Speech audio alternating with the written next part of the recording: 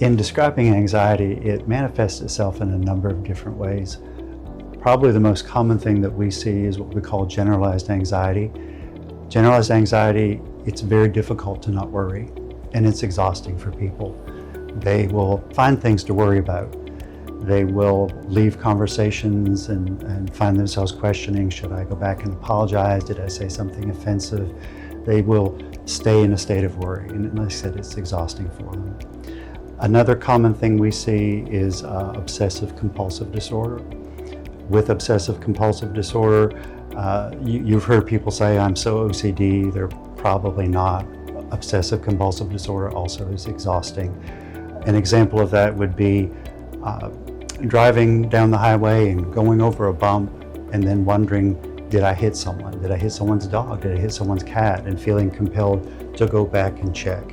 And it takes forever to get somewhere. And that's an example of that, where something happens and you feel very compelled to continue to check because you obsess on it, you keep thinking about it. They also struggle with worrying about germs, contamination, counting, things being a certain place, things of that nature. Another common thing we see is panic attacks. With a panic attack, a person has a very strong anxiety reaction. Their heart rate accelerates, their breathing accelerates, they feel nauseous, they feel dizzy, they get shaky. It can feel like a heart attack, and a lot of people go to the emergency room with what they think is a heart attack, and it's a panic attack. Another way it can manifest itself is phobias. People can develop very strong fear reactions to certain things, and have very strong avoidance of those things. Post-traumatic stress is another thing, or trauma, when a person goes through an experience that's very frightening to them, even life-threatening to them. If it's abuse, if it's a motor vehicle accident, people who've been in combat, and they continue to have very distressing recollections of that. And social anxiety, the social situations are very fearful, are very frightening. They don't want to be the center of attention in any way. They don't want attention brought to them, and it leads to strong avoidance of social situations. So these are some of the ways that we see anxiety manifest itself. As we talked about with the post-traumatic stress, with trauma, there can be times that something happens, that you develop an anxiety, you develop a fear of a certain situation or place or thing or type of person. There also is a lot of evidence that anxiety traits are genetic and inherited.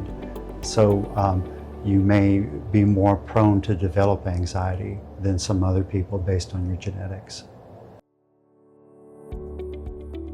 The most empirically supported thing we have is cognitive behavioral treatment.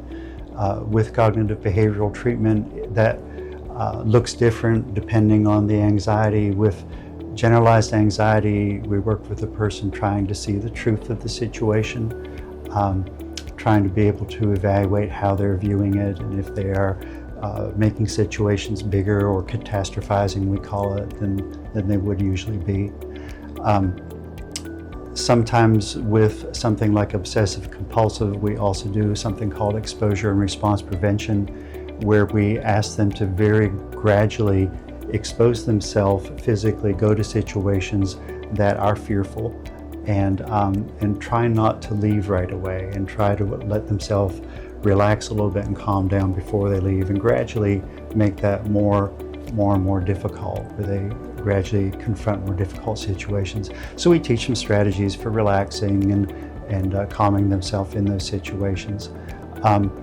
A lot of times the research shows that the cognitive behavioral therapy, along with some medication from their physician, can be the most effective strategy.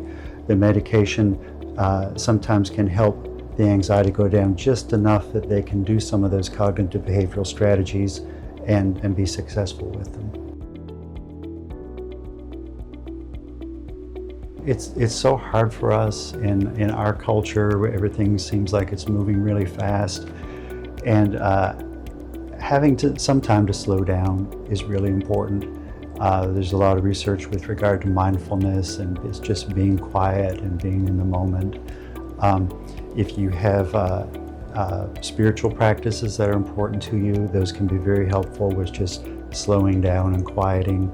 Exercise, we have a lot of research with regard to the effectiveness of exercise and reducing stress. So regular exercise, all the things that your doctor tells you to do, getting enough rest, eating right, we know all those things are also linked to reducing anxiety. I think it's important for people to know just how common this is, and we're unfortunately can still kind of shame ourselves with certain things like anxiety. I should be able to just snap out of this, and that's not true. There are things, like I said, that we inherit tendencies toward, and so bringing it up with your physician, talking to your physician, and in a lot of cases talking to a mental health professional can help with just some simple strategies, some simple techniques that can reduce it and overall just feel better.